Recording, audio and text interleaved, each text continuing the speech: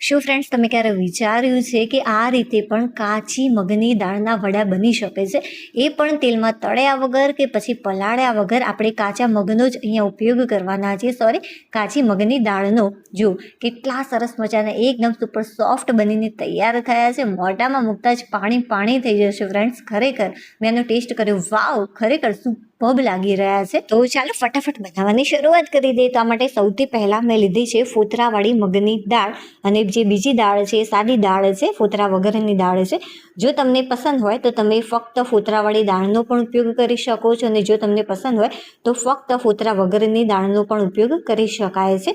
તો ફ્રેન્ડ્સ, આ બંનેનું પ્રમાણ મેં લીધું છે પા વાટકી જેટલું. બંનેને આપણે એક વાટકીની અંદર ભરી દઈશું. જુઓ, ટોટલ આનું પ્રમાણ થયું છે અડધી વાટકી જેટલું. જો ફ્રેન્ડ્સ, તમે આ દાળને ધોવા માંગતા હોય પાણીની મદદથી, તો પાણીની મદદથી તમે સારી રીતે આને વોશ કરી શકો છો, અને ત્યારબાદ ઘરણીની અંદર તમારે થોડી વાર માટે રાખી મૂકવાની છે, અને ત્યારબાદ કપડાની મદદથી આ રીતે સાફ કરી લેવાની. અત્યારે હું આ ડાયરેક્ટ જ આ રીતે સાફ કરી રહી છું, જેથી ઉપરની થોડી ઘણી જે ડસ્ટ હોય એ આ રીતે નીકળી જશે. દાળને મેં સારી રીતે સાફ કરી લીધી છે. હવે કપડાને આ રીતે આપણે ફોલ્ડ કરી દઈશું, અને કોઈ પણ એક બાઉલ લઈ લેવાનું છે, અને તેની અંદર આપણે આ દાળ બધી જ ઉમેરી દઈશું. જુઓ, આ રીતે તમે ઉમેરશો તો બિલકુલ પણ નીચે ઢોળાશે ને, એક પણ દાળનો દાણો વેસ્ટ નહીં જાય. આજની જે ફ્રેન્ડ્સ રેસીપી છે પ્રોટીનથી એકદમ ભરપૂર બનીને તૈયાર થશે. બિલકુલ પણ આ રેસીપી અનહેલ્ધી નથી, એકદમ હેલ્ધી છે, ખૂબ જ ટેસ્ટી છે. તો તમે એકવાર જો બનાવી લેશો તો વારંવાર બનાવશો. હવે લઈ લઈશું એક મિક્સર જાર, અને મિક્સર જારની અંદર બધી જ દાળ ઉમેરી અને આને સારી રીતે ક્રશ કરી લેવાની છે. એકદમ ફાઇન તમારે ક્રશ નથી કરવાનું, બને ત્યાં સુધી આપણે થોડુંક દરદરું રહે એ રીતે આને ક્રશ કરીશું. સોજી કરતાં મેં થોડુંક વધારે આને દરદરું રાખ્યું છે. આ રીતે તમે હાથથી ટચ કરશો ત્યારે તમને આ દરદરું લાગવું જોઈએ, બસ એ એકદમ પરફેક્ટ છે. ફાઇન ક્રશ નહીં કરતા, નહીં તો ખાવાની મજા નહીં આવે. હવે કોઈ પણ એક બાઉલની અંદર આને નીકાળી લઈશું. સરસ મજાનો દાળનો લોટ બનીને તૈયાર થઈ ગયો છે. હવે ફ્રેન્ડ્સ, જે વાટકીની મદદથી આપણે દાળ લીધી હતી, બસ એ જ વાટકીની મદદથી મેં પાણી લીધું છે. જો અડધી વાટકી જેટલી દાળ હોય તો એક વાટકી જેટલું પાણી ઇનફ છે. જો એકાદ બે ચમચી વધારે કે ઓછું હશે પાણી, તો એનાથી કંઈ જ ફરક નથી પડવાનો. પાણીને મેં ઉકળવા મૂક્યું હતું. જો સરસ મજાનું પાણી ઉકળી ગયું છે. હવે આની અંદર અડધી ચમચી કરતાં ઓછું અને 5 ચમચી કરતાં મેં થોડુંક વધારે મીઠું એડ કર્યું, સારી રીતે મિક્સ કરી લીધું, અને ત્યારબાદ આપણે આ દાળનું જે આપણે ક્રશ કરીને રાખ્યું હતું મિશ્રણ, એની અંદર ઉમેરી દઈશું, અને ચમચીની મદદથી એકવાર સારી રીતે મિક્સ કરી લેવાનું, કે જેથી આની અંદર ગાંઠો ન પડે. સારી રીતે મિક્સ કર્યા બાદ ઢાંકણ ઢાંકી 10 મિનિટ માટે આને સાઈડમાં મૂકી દઈશું. ત્યાં સુધી મેં આગળની બધી તૈયારી કરી લીધી છે. જો સરસ મજાનું જે મિક્સર છે થોડુંક ફૂલી ગયું છે પહેલાં કરતાં. બને ત્યાં સુધી તમારે ઉકળતું પાણી જ આની અંદર ઉમેરવાનું, નોર્મલ પાણીનો ઉપયોગ અહીંયા નથી કરવાનો. ચાલો, હવે આપણે એડ કરીશું આની અંદર સોજી. તો જે વાટકીની મદદથી આપણે પાણી અને દાળ લીધી, બસ એ જ વાટકીની મદદથી મેં આની અંદર સોજી એડ કરી છે, અડધી વાટકી જેટલી. ફરીથી પણ આની અંદર સોજી એડ કરવાની છે, બટ અત્યારે આપણે એડ નથી કરવાના. જો બહુ જ સરસ રીતે મેં આને મિક્સ કરી લીધું છે, અને સરસ મજાનું ઘટ બેટર બનીને તૈયાર થઈ ગયું છે. હવે આપણે સ્વાદ અનુસાર મીઠું એડ કરીશું. મીઠું ધ્યાનથી એડ કરીશું, કેમ કે પાણીની અંદર પણ આપણે મીઠું એડ કર્યું હતું. હવે અડધી ચમચી જેટલું કાશ્મીરી લાલ મરચું પાવડર, 5 ચમચી જેટલો અજમો એડ કર્યો છે હાથથી મસળીને, કે જેનાથી ફ્લેવર બહુ જ સરસ આવશે. હવે ફ્રેન્ડ્સ, જે આપણે વઘાર કરી રહ્યા છે એ જો વઘાર ન કરવો હોય તો આના વગર પણ તૈયાર કરી શકાય છે, બટ આનાથી ટેસ્ટ બહુ જ સરસ લાગે છે. તો 2 ચમચી જેટલું તેલ મેં સારી રીતે ગરમ કરી લીધું.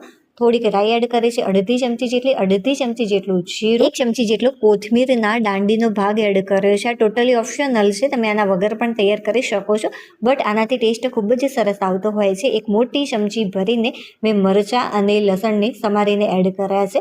હવે 1 ચમચી જેટલા તલ એડ કરી સારી રીતે એકવાર મિક્સ કરી લેવાનું છે. થોડીક કચાશ દૂર થાય લસણની, ત્યાં સુધી તમારે આ રીતે ગરમ તેલની અંદર આને મિક્સ કરતા રહેવાનું. તો અડધી મિનિટ માટે મેં સતત આ રીતે મિક્સ કર્યું છે. હવે તૈયાર કરેલો વઘાર આપણે આની અંદર ઉમેરી દઈશું. હવે બસ સારી રીતે એકવાર આને મિક્સ કરી લેવાનું છે.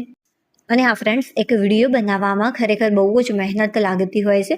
થોડીક પણ રેસીપી તમને પસંદ આવી રહી હોય, યુનિક લાગી રહી હોય, તો પ્લીઝ વિડીયોને લાઇક કરી દેજો. ચેનલ ઉપર નવા હોય તો ચેનલને સબસ્ક્રાઇબ કરવાનું બિલકુલ પણ ભૂલતા નહીં. 5 ચમચી જેટલા મેં લીધા છે ખાવાના સોડા. આપણે આ રીતે ડાયરેક્ટ એડ નથી કરવાના. તો આપણે શું કરીશું, 2 થી 3 ચમચી ભરીને મેં મોટી ચમચીનો ઉપયોગ કર્યો હતો.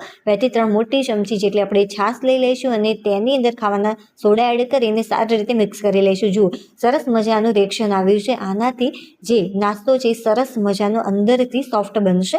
તો સારી રીતે મિક્સ કરી અને આપણે આની અંદર એડ કરી દઈશું. હવે સારી રીતે આને પણ આપણે એકવાર મિક્સ કરી લઈશું. આ રેસીપી બનાવવામાં ફ્રેન્ડ્સ વધારે ટાઈમ નથી લાગતો. હું તમને શાંતિથી એકદમ પરફેક્ટ માપ અને રીતે સાથે શીખવાડી રહી છું, એટલા માટે આટલો ટાઈમ લાગી રહ્યો છે.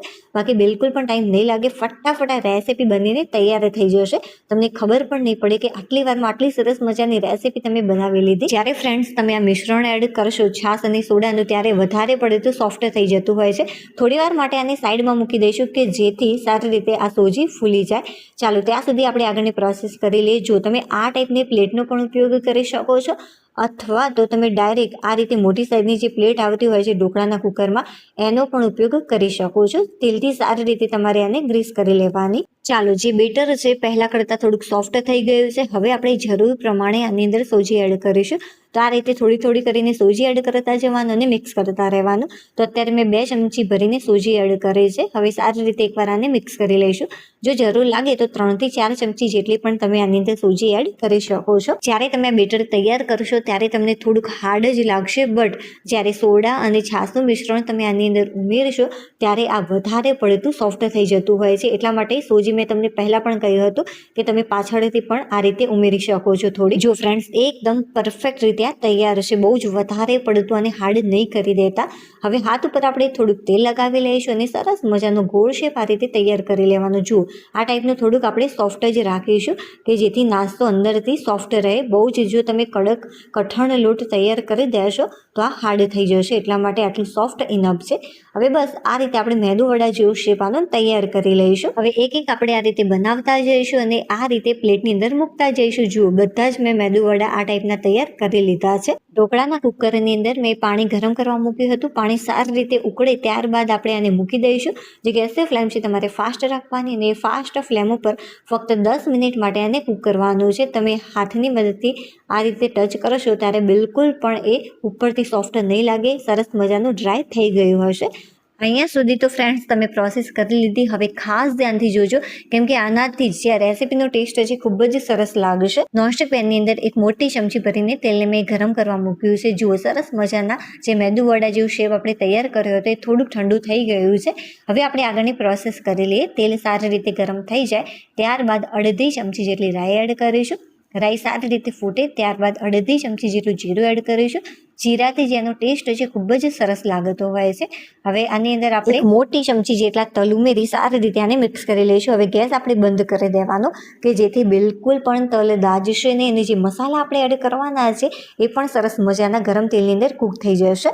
તો હવે આપણે એડ કરીશું 5 ચમચી જેટલી હળદર કે જેનાથી કલર સારો આવશે, અને ત્યારબાદ અડધી ચમચી જેટલો કાશ્મીરી લાલ મરચું પાવડર એડ કર્યું છે, જેનાથી કલર અને ટેસ્ટ બંને બહુ જ સરસ લાગતા હોય છે.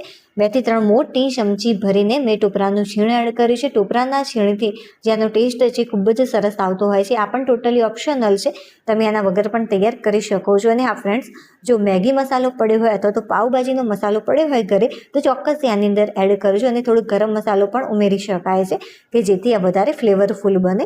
હવે થોડુંક આની અંદર પાણી એડ કરીશું. હવે આપણે ગેસ ચાલુ કરી દઈશું. આમ કરવાથી બિલકુલ પણ મસાલા દાજશે નહીં. તો પાવ વાટકી જેટલું મેં આની અંદર પાણી એડ કર્યું છે. એકવાર પાણીને આ રીતે મિક્સ કરી લેવાનું, અને તરત જ આપણે જે મેદુ વડા જેવો શેપ તૈયાર કરીને રાખ્યો હતો એ આની અંદર ઉમેરી દઈશું, અને સારી રીતે આને પણ મિક્સ કરી લેવાનું છે. ને હા, તમને પસંદ હોય તો થોડી કોથમીર પણ ઉપરથી નાખી શકાય છે. અત્યારે હતી ને એટલા માટે મેં એડ નથી કરી. જુઓ, કેટલું સરસ મજાનું લાગી રહ્યું છે, અને ખરેખર આની સુગંધ પણ બહુ જ સરસ આવી રહી છે. જો ફ્રેન્ડ, સૂર્યપ્રકાશમાં આ રેસીપીનું ઓરિજિનલ રિઝલ્ટ બને છે ને ખૂબ જ લાજવાબ, એકદમ ટેસ્ટી. મેં બિલકુલ પણ ફિલ્ટર નથી કર્યું. આ એકદમ ઓરિજિનલ આનું રિઝલ્ટ છે. ચાલો ભાઈ, તોડીને બતાવો અંદરથી કેટલી સોફ્ટ બની છે. જુઓ, કેટલી સરસ મજાની સુપર સોફ્ટ બનીને આ રેસીપી તૈયાર થઈ છે. ચાલો હવે આપણે ફરીથી મળીશું એક નવી ટેસ્ટી અને હેલ્ધી રેસીપી સાથે. ત્યાં સુધી બાય.